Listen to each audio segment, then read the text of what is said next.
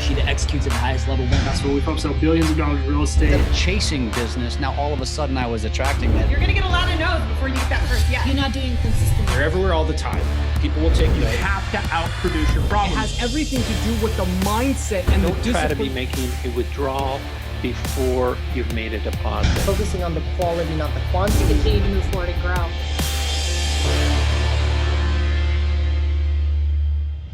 What is up, Every Agent Wins fam? Today we have another fantastic show for you. If you do not know this guy, you need to get to know him because his story is crazy through the roof.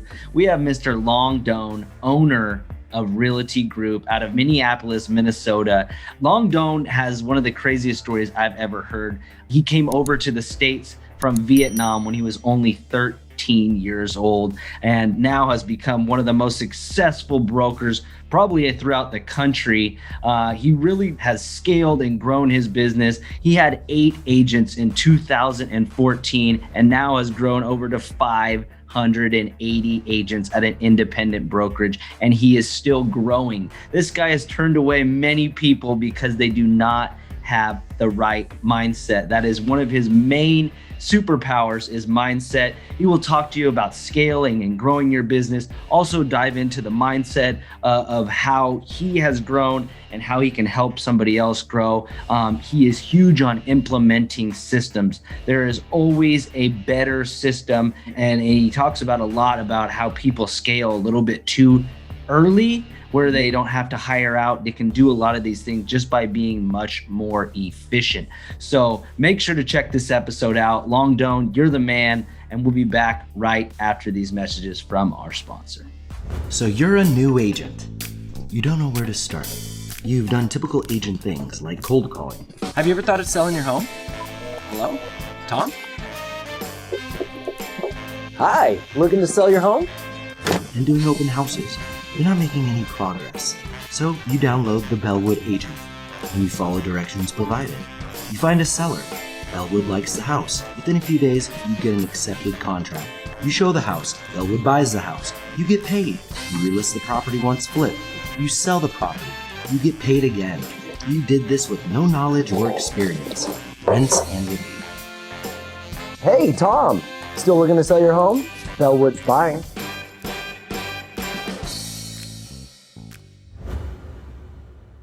What's up? What's up? What's up? What's going on, everybody? This is Ronnie, and this is the Every Agent Wins show, where we're bringing the top real estate talent across the planet for you to put into your business and grow your business. Today, we have Mr.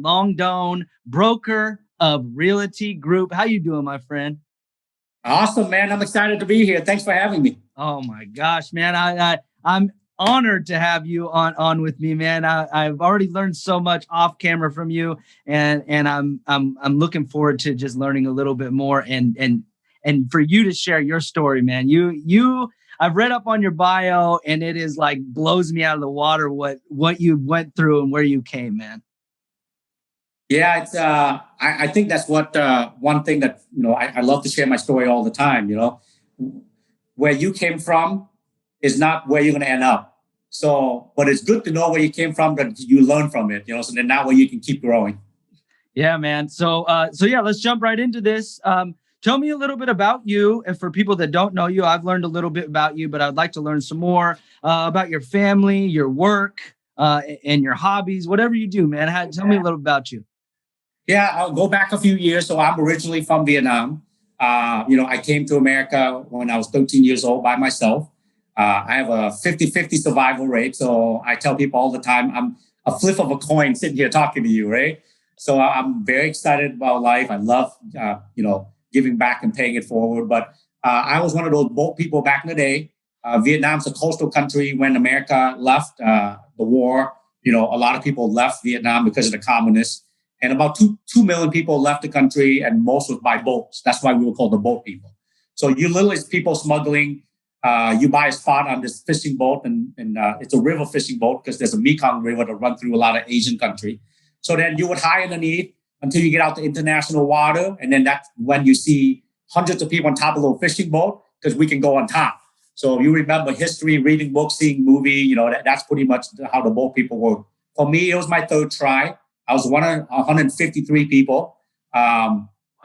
Just for size, like a normal bedroom you have, 12 by 12, wall in real estate, right? You put two bedrooms together, one of 153 people in that size. So imagine being cramped up in there. So how it works is you pay for money to be on the spot, you get on the boat, and then the fishing people fish the Mekong River until they get out to international water, and then they float till someone picks you up. That's the escape plan, right? Wow. So this is in the early 80s when I left. First of all, it's my third try because the other two try, I didn't even make it out of Vietnam because it's very corrupt back then. So every time you go through a checkpoint, Coast Guard can tell, right? The boat sink way a little bit more because there's 100 more people underneath, So then we would pay the money, hope they let us through. And sometimes they take your money, they still turn you in. Well, finally, the third time, didn't make it out. And then I remember, I didn't know until later when people told me, right? Because you're just sitting in the dark. So it was 3 days and it felt like an eternity for me. And imagine all little water pass around, not really food or anything, rough water, people thrown up, people going to the bathroom, number one, number two, you name it. So it was pretty terrible for me. And then when we finally made it out this time, we've never gotten that far to international water.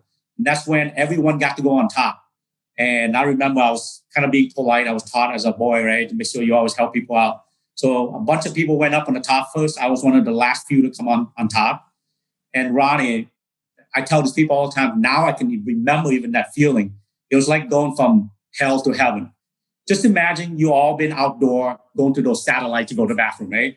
Maybe one hasn't been cleaned in so long, and it was a hot summer day, humid. I mean, you go in there, you do your business, you get out, right?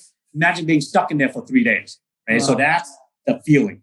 So that fresh air, I felt like, oh my God, this is so awesome. And I'm 13, I'm all excited. I'm like, oh, this is so cool. And all of a sudden I realized everyone was really scared.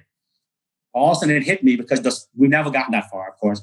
But the story is, if you gotten that far, you're at the point of no return. Now either you make it or you die, okay?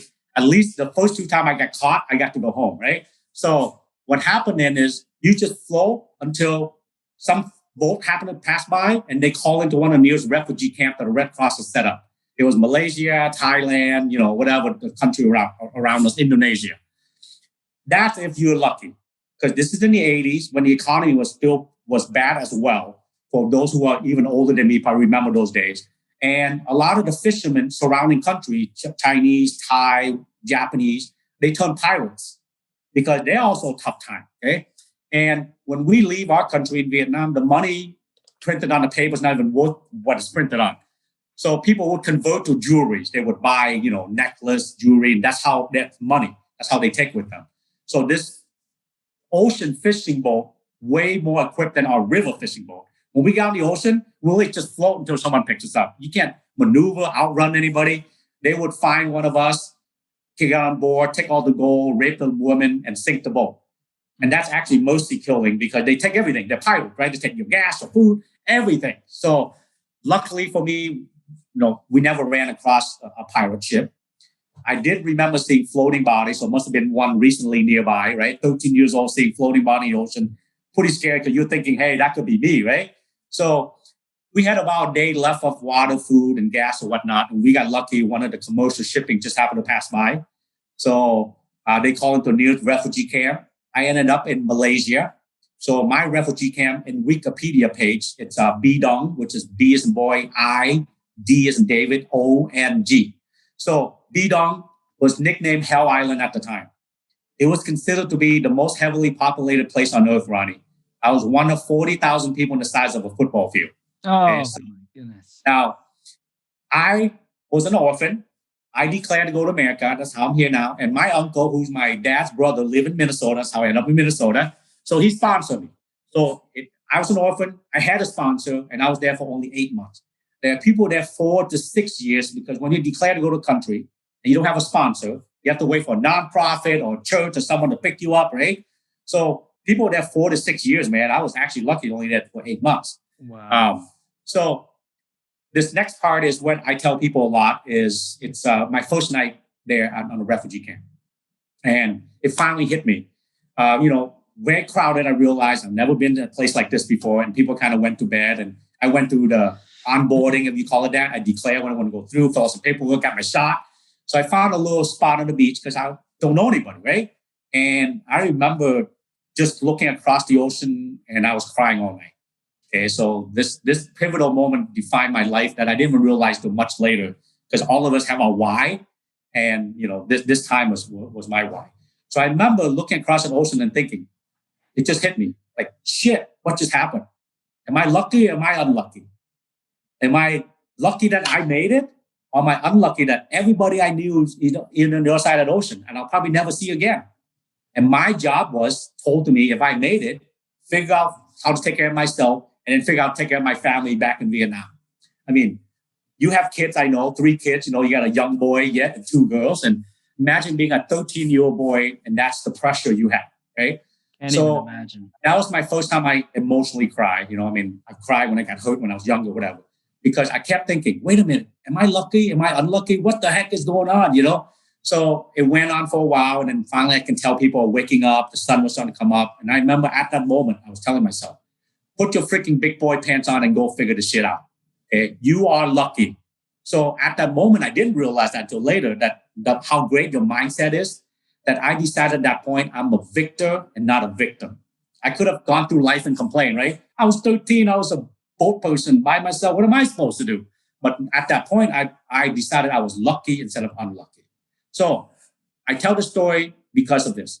This is why I'm here talking to you. I'm sharing my story, whatever it might be, because I never want anyone. That's why I love helping anybody I can, okay? Because I never want anyone to feel the way I felt that night. Helpless, hopeless, have no idea what's going to happen from here. So people feel that way a lot, man, every day, right? The uncertainty, the scare. I mean, we just went to COVID. There was so much stuff happening in your life all the time. But the reason I tell that story is if I can freaking do it, anyone can do it. So anyways, I ended up in America and I lived with my uncle. And then my younger brother made the same trip over a couple of years later. And luckily he survived as well.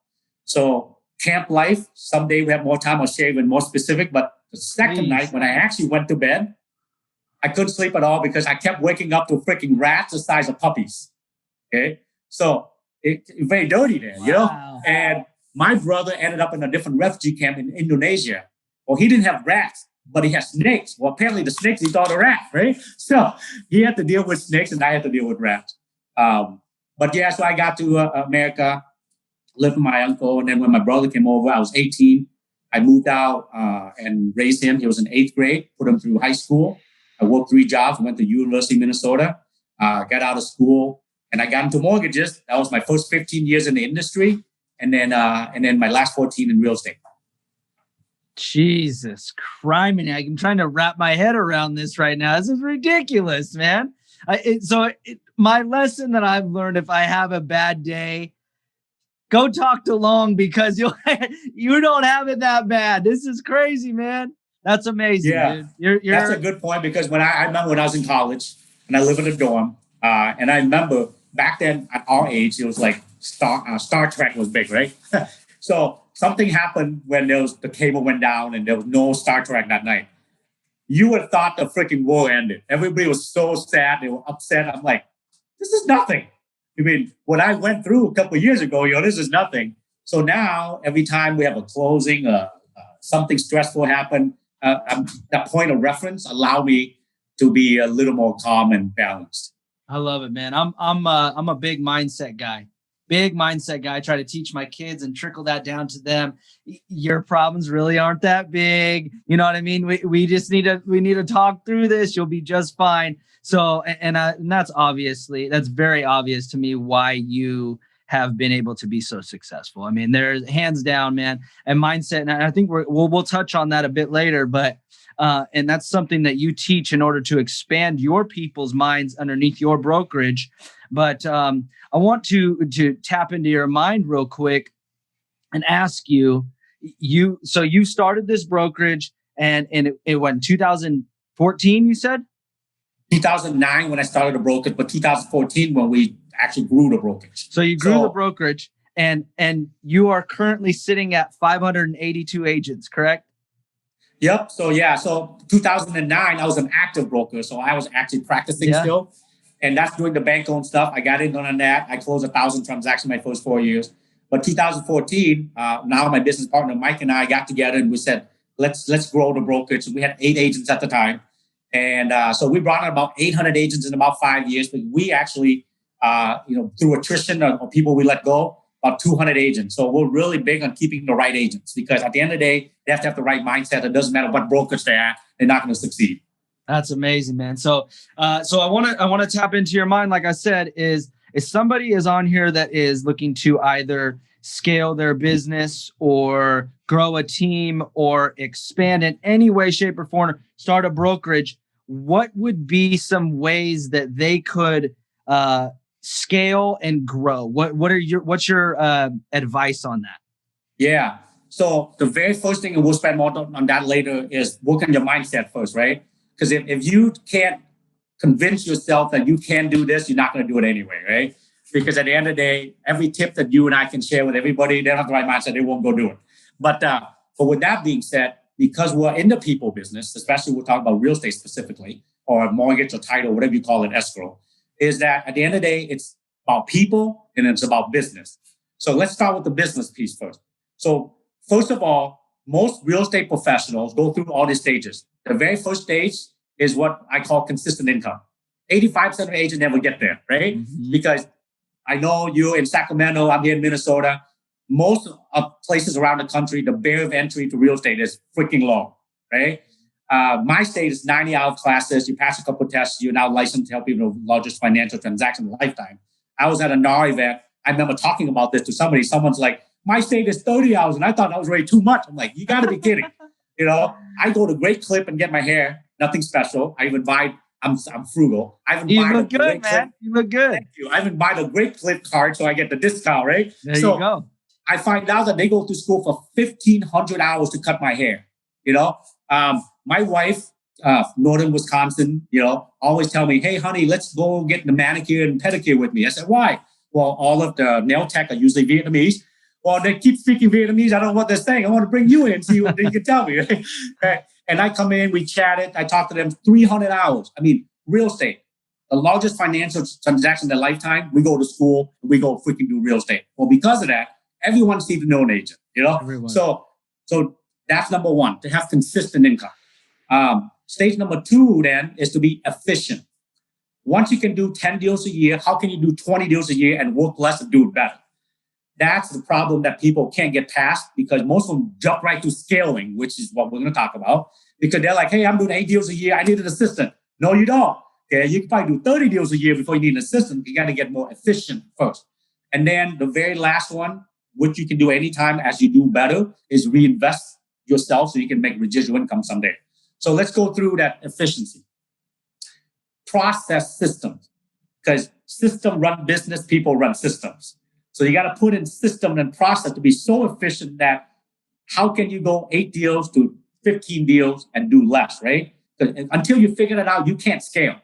What good is it to bring on another agent when you can't show them how to do something, right? They're going to leave you at some point. Right. Because you got to be able to duplicate and to improve on your efficiency. So that comes with having system process in place, leveraging technology, all the things that we already know about. But one exercise I always encourage people to do, and all of agents, is what we call the and then what exercise. Build out a system for everything. Just do the and then what question.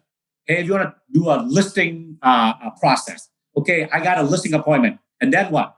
Well, I show up and I do a listing. And then what? They say yes. Well, then what? You built this whole process system in place because once you have it, you can review it constantly and go, ooh, how can I be more efficient? If I was already there at this and then what step, why can't I take the picture while I'm there, right? Or send out a photographer, that's your professional photographer.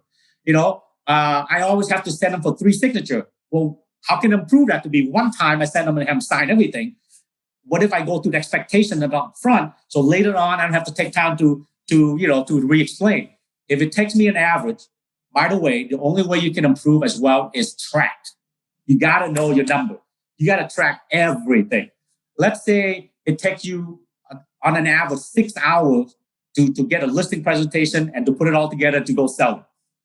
How can you go to 4 hours? How can you go to 3 hours? That's what you need to do first before you scale. So system run business, people run system. Once you're efficient, scaling is when you add the people. Okay, that's when you add the assistant you need, the first thing you should do is start scaling yourself. Wow. What I mean by that, Ron, is most agents should, this is a takeaway right away, go do this. Go sit down and think through your day or your week, because I'm very organized. Everything's on my calendar. If not, you can journal a week, right? 2 weeks. And have 2 columns written down. Income producing activity, production supporting activity. You will realize that you only spend 10-50% of your time doing income producing activity and 80% of the time on production supporting activity. When agents come to us, we have them double their business, most of the time not doing anything different except move those pieces around. Okay. What if you spend more time on income producing activity and let someone else who's better than you to do the production supporting or use technology or use system process, you will blow it up. So that's the efficiency piece. Okay. So once you figure it out, then you start figuring out how you can remove yourself. So even if you're a solo agent right now, come up with an organizational chart. What I mean by that is you're going to have, the buyer agent, the listing agent, whatever all this thing is that you eventually want a team. But guess what? All of those boxes have your name on it, right? Because right now you're the only one. Now, once you figure all this stuff out to go scaling, you start removing your name from those boxes. Okay. And which one do you keep? The one you enjoy the most and the one that will make you the most amount of money to grow. Make sense? Absolutely. If that's me doing the best at it, I'm going to do that job. Let the other 80-90% go to somebody else. So that's in a nutshell, real quick, to how to scale. That's incredible, man. That's some things that I've never even heard any of that. I mean, I've heard some of it, but that's incredible. I mean, I love the part where you make that org chart and you have your name on everything, and then you just start picking away at people, man. And that's how you're going to, when you can take your name off of that and put somebody in there that is already better than you are at that, right? And you can and put those income producing activities. That's amazing, man.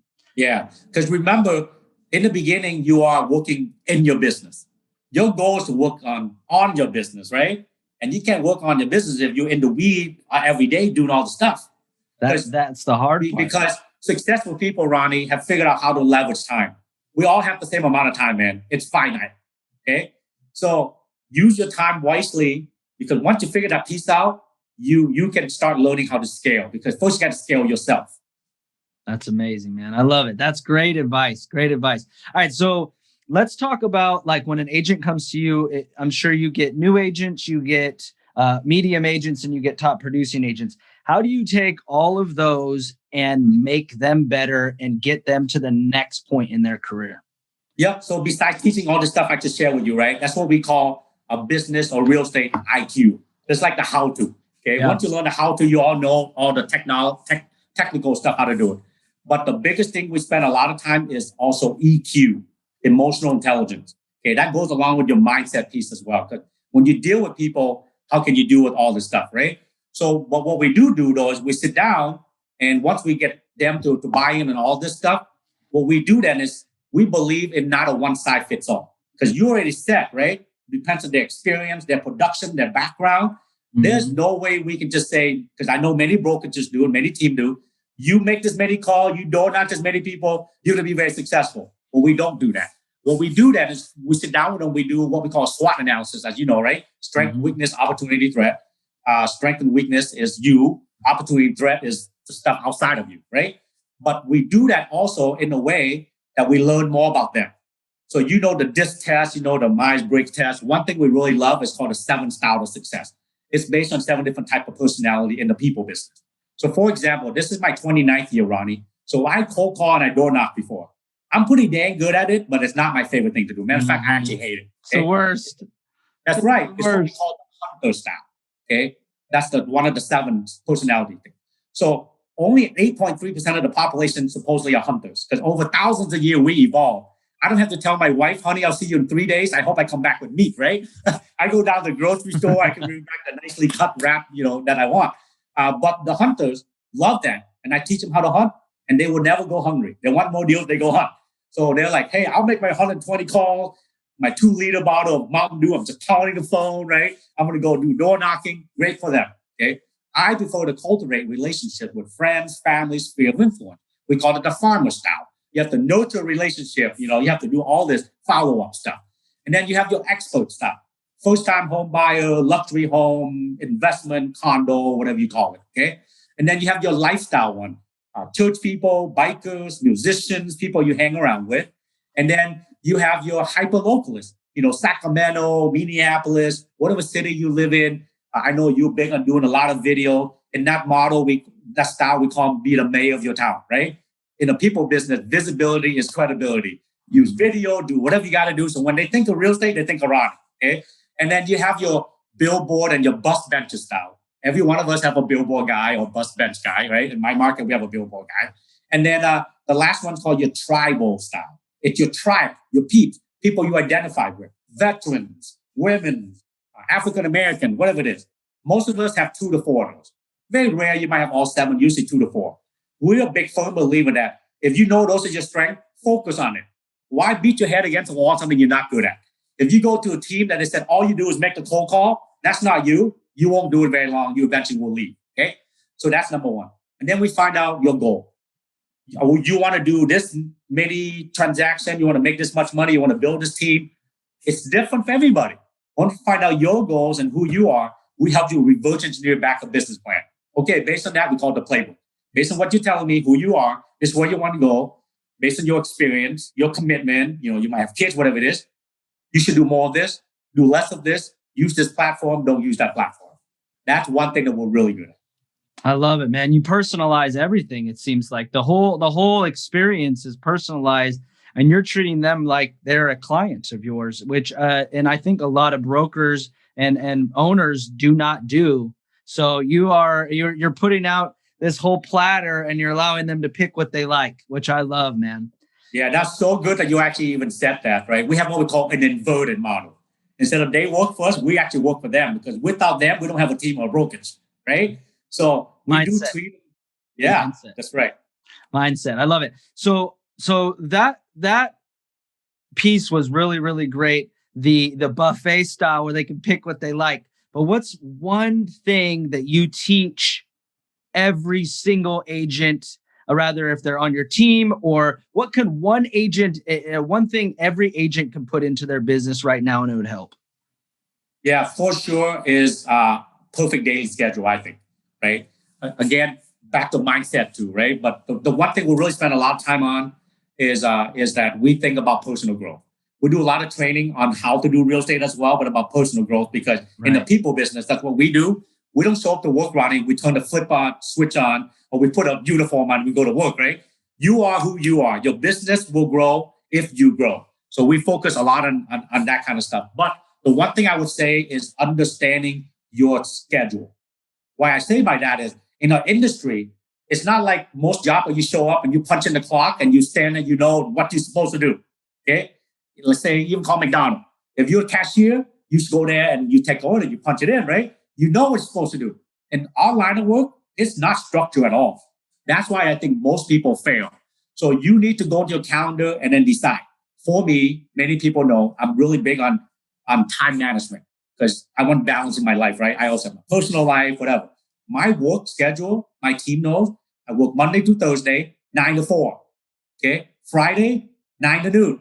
If you're outside of that time, you need to get an exception with me. Otherwise, schedule my time, do whatever. We do all the stuff. So here's my day. If I was able to share a screen, you would see it. I have my day pretty much blocked out, and I color code them. Red is like high priority stuff. That's income producing activity for me. For me, my job is still recruiting. So I'm going to be freaking making sure I have a lot of red on my calendar, right? I got blue, I got yellow, I got green. So for me, yellow is one I put in, and one of those that my team knows if they look at my calendar, something I can miss or I can reschedule. I'm prioritizing, right? So I have a fixed finite amount of time that I'm going to maximize working. But the opposite also works for people who are not busy yet. If you're looking and you see your calendar just white and blank, you better be filling with something, right? Prospecting, follow up, whatever you need to do. So very first thing people should do is go build out and structure their weekly calendar so that they treat it like a career and a job versus a hobby.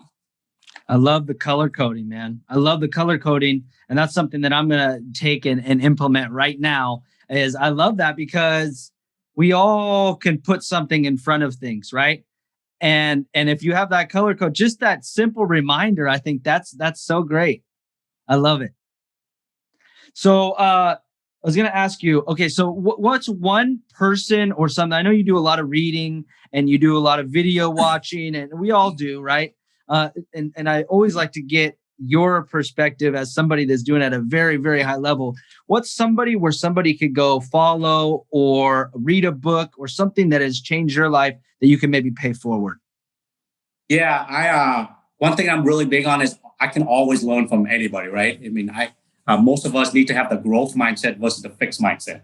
Okay, the fixed mindset is I want to do 18 deals this year, but only do 15, I fail. Whereas the growth mindset is how do I learn from that so I can go from 15 to 18 next year? Right. Because of that, I'm always looking for opportunity to learn. Actually, people who knows me know that I hate to read. Okay, I'm not a very good reader, but I have a book by my bed. So this is how I believe we learn. There's 3 ways we learn as human. One is considered the easiest way to learn is by imitation. If someone knows what they're doing, you imitate, right? Why reinvent the wheel? Right. If Ronnie have this great lead funnel set up, I'm going to ask Ronnie to share with me so I can copy it. In school, it was called cheating. In life, it's called sharing, right? The second way is considered the hardest way to learn is by experience. Well, you actually have to go through it and learn it yourself. Like my story, I learned from it. I would never want anyone to go through it, but because I went through it, I learned a lot, right? Mm-hmm. The third way is considered the most noble by reflection. Reflect on everything you've learned, something Ronnie experienced that you share with me. I don't have to go through and experience it. I can reflect on it and learn from it. So my exercise for me, every night before I go to bed, I think of my day and I reflect on it. Okay, I look at my calendar and go, okay, just to remind me today, I did this, I met with so and so. How did it all go? Could I have done better? But one thing I always look at the end of my day, and I have to be honest with myself, is did I learn something new today? Am I a better version of myself today than I was yesterday? Not better than anybody else, better than myself. If the answer is no, probably 2 to 3 times a week, I force myself to read 15 to 20 minutes. And I always have 2 to 3 books by my bed. And that's how I'm reading 20, 30 books a year for a guy who hates reading. That's the punishment, huh? Punishment that actually is a reward, right? That's a great point. I love that. That's really good, man. Well, I understand exactly why you are so successful. You are just, dude, thank you so much for sharing all this. This has been amazing. And I cannot believe that you are at 582 agents and you want to go to 1,000 this year, man. That is incredible. So I want to give you a chance to give yourself some props and tell everybody about what you do and how you do it. And if somebody wants to send you a referral or join your brokerage, how could they do so? Yeah, it's a big family. So myself and my business partner, Mike Cornier. So we're the one that own Realty Group. And one thing we're big firm believer in this. It's at the end of the day, it's all about alignment. There are many good agents out there. There are many good brokers out there. There are many good teams out there. We are just happen to be better aligned for a certain type of agent because based on where they are in their journey, either in life or in their professional. Okay. So for us, agents who want to grow, they're already doing 10, 12 a year. They want to do more. They want to build a team. They feel like they need some personal growth. They just feel stagnant. They just outgrew their broker or vice versa. So we, bragging right, is 104% increase in business. They come to us, we double the business the first year. That's the average. Okay. Yes. So of course you get your 900% increase or 3% increase, but overall we double the business. All right. So I would say that if you're in the Minnesota market, we're in Minnesota, Wisconsin right now. Our vision statement is to be the top 5 brand in all 50 states. So we're coming soon to your market. But right now it's Minnesota and Wisconsin. We're probably going to hit the snowbird state, Florida and Arizona. But for now it's Minnesota and Wisconsin. So if you're in my market, one thing I encourage you as a business owner, because all of you are CEO of your company, always explore options. At least you can find out is where I'm at is the right place for me today, or at least know what Long & Mike has to offer. Might not be right today, maybe 3 months from now. Or you might go, wait a minute, that is better aligned for me right now. So I won't say I'm better than anybody or anything like that. We're just better aligned for people who want to grow, and we help them grow. That's what we're known for. Man, I learned a lot on this one, man. I really appreciate you. And I feel honored that I got to interview you. So thank you so much, my friend. I hope you can come on again soon. Well, love it, man. Thanks for having me, Ronnie. Enjoy, my friend. You have a good one.